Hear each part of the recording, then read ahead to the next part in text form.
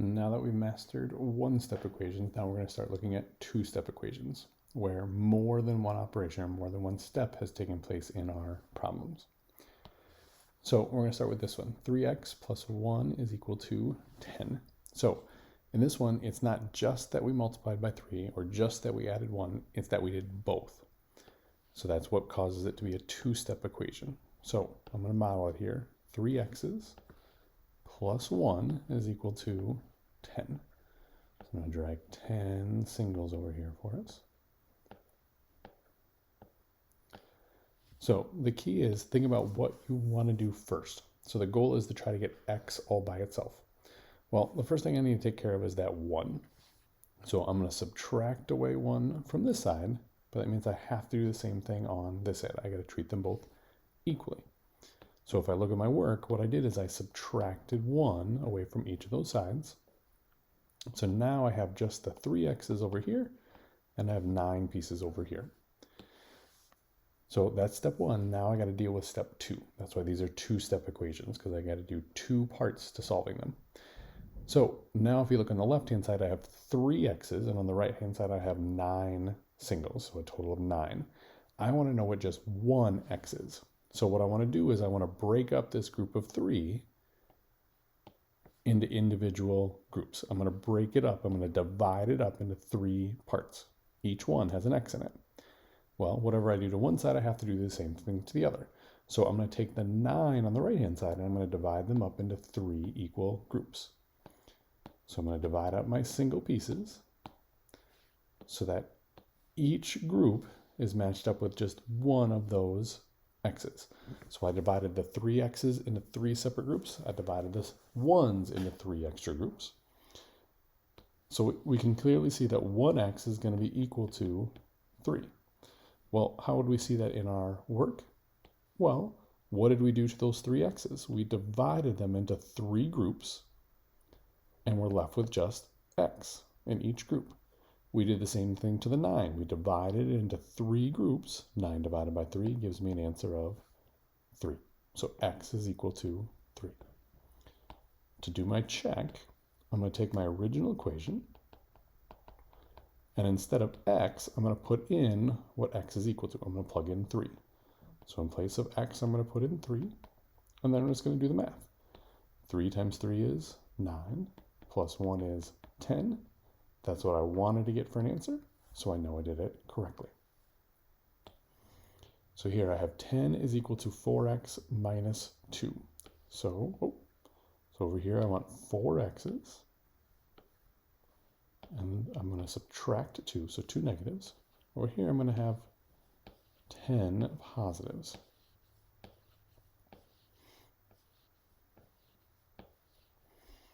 All right, so my goal in solving an equation is always to get that x all by itself. So first thing I need to do is get rid of those 2 negative 1's.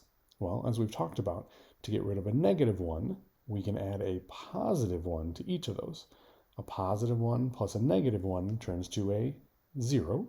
So those are going to become zeros, but I got to do the same thing to the other side. I have to treat them equally. On the right, those positive 1's pair up with those negative 1's to make 0 pairs. And I can pull those pieces out because they turn to zeros. On the other side, I just added 2 to my total.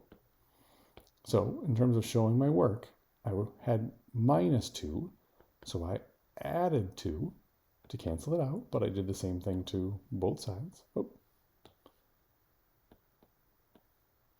So subtracting 2 and adding 2 cancel each other out. I was left with my 4 x's. 10 plus 2 gives me 12. So that's step 1. Now step 2 is I have 4 x's, but I want to find out what just one of those is. So I'm going to have to take that group of 4 and break them up into 4 separate parts. So I'm going to spread these out and break them up into 4 equal parts. Well, since I divided the right-hand side up into 4 parts, I'm going to do the same thing with my left. So I'm going to break them up into 4 equal parts.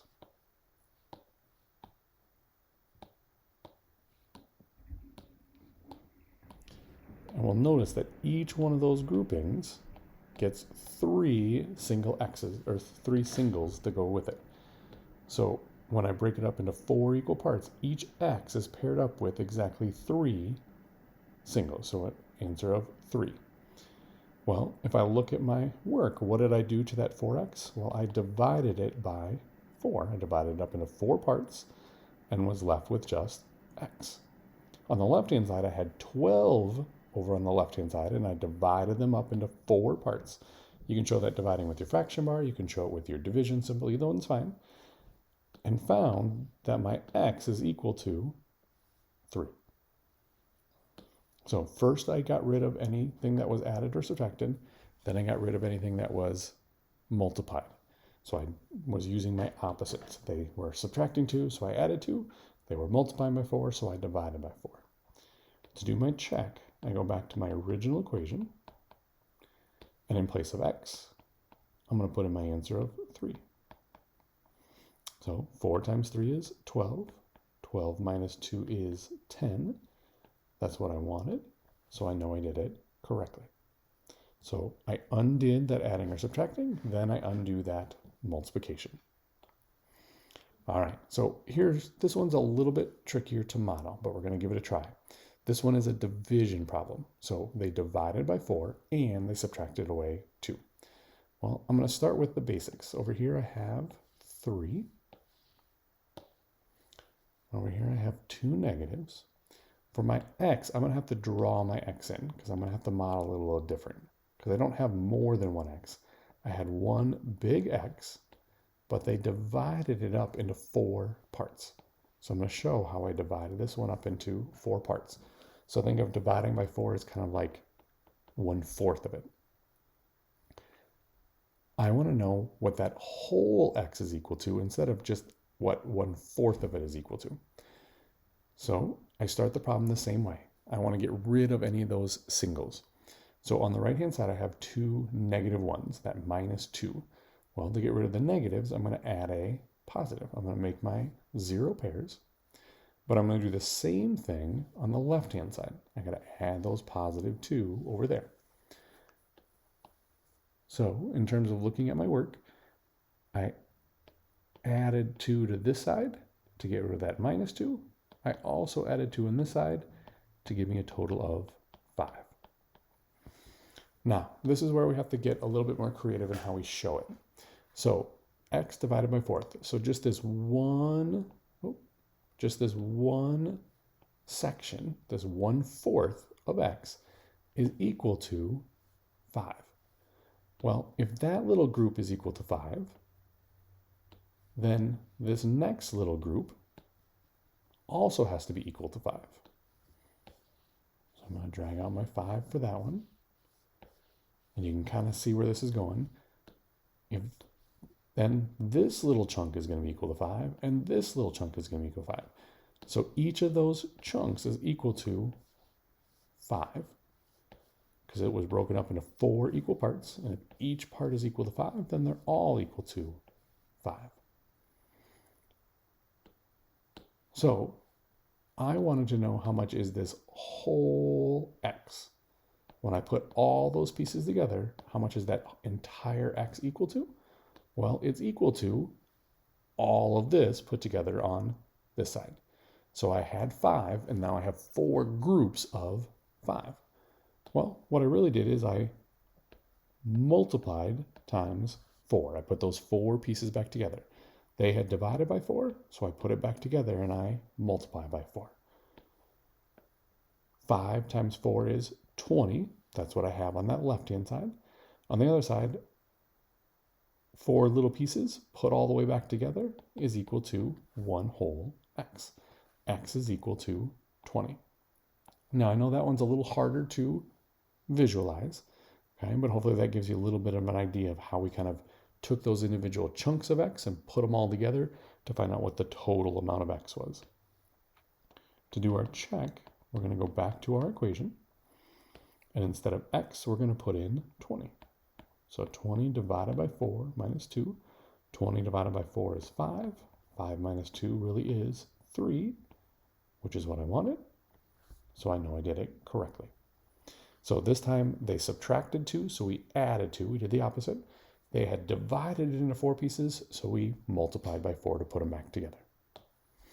All right, one more here with our dividing, but this time I decided to do it without the picture, just so we could focus on the math, because sometimes the picture can be a little tougher, especially on these dividing problems. So just like we have in all the rest of the problems, we always dealt with whatever was added or subtracted first. Here, they added 5 on both sides, so I want to get rid of it, so I want to subtract away that 5, but I have to subtract away 5 on the other side. So I had 5, I subtracted it away, so I'm left with x over negative 2, and 7 minus 5 is 2. Now my next step is to undo the dividing. So x over negative 2 means x divided by negative 2. I want to do the opposite, so I'm going to multiply by negative 2. Okay? I'm always kind of thinking of undoing or doing the opposite of whatever they did. Multiplying by negative 2 and dividing by negative 2, think of it kind of like a fraction. I can divide them both out of numerator and denominator, and I'm just left with x. On the other side, 2 times negative 2 is negative 4. So I wanted to cancel out that 2 and the negative, so that's why I had to multiply by negative 2. To do my check, x over negative 2 plus 5. My answer was negative 4, so negative 4 over negative 2. Negative 4 divided by negative 2 is a positive 2, plus 5 really is 7, so I'm good. All right, last one for this lesson. So this time, the only thing that's different is I threw in some negatives. So we have some negatives to deal with as we are working our way through it. So again, deal with the adding or subtracting first. They added 8, so I'm going to subtract 8 from both sides. I had 8, I took them away, so that turned to 0, but I still have those negative 5x's. On the right-hand side, be careful with this one. Subtracting and negatives don't get along, so this is where it's helpful to think of, instead of subtracting away, I kind of added 8 negatives to the problem. That's the same thing as subtracting away 8 positives. Negative 7 and negative 8 is negative 15. Then I got to undo my multiplication. So negative 5x means negative 5 times x. So I'm going to do the opposite. I'm going to divide by negative 5. The negatives and the 5s divide out to give me just 1, or x. Negative 15 divided by negative 5 is positive 3. To do my check, I go back to the original problem, but instead of x, I put in my number 3. So negative 5 times 3 plus 8. Negative 5 times 3 is negative 15. Negative 15 plus positive 8 is negative 7. So I know I did it correctly. But hopefully that gives you a little better idea of how to tackle our 2-step equations and how to handle those in each of those different situations.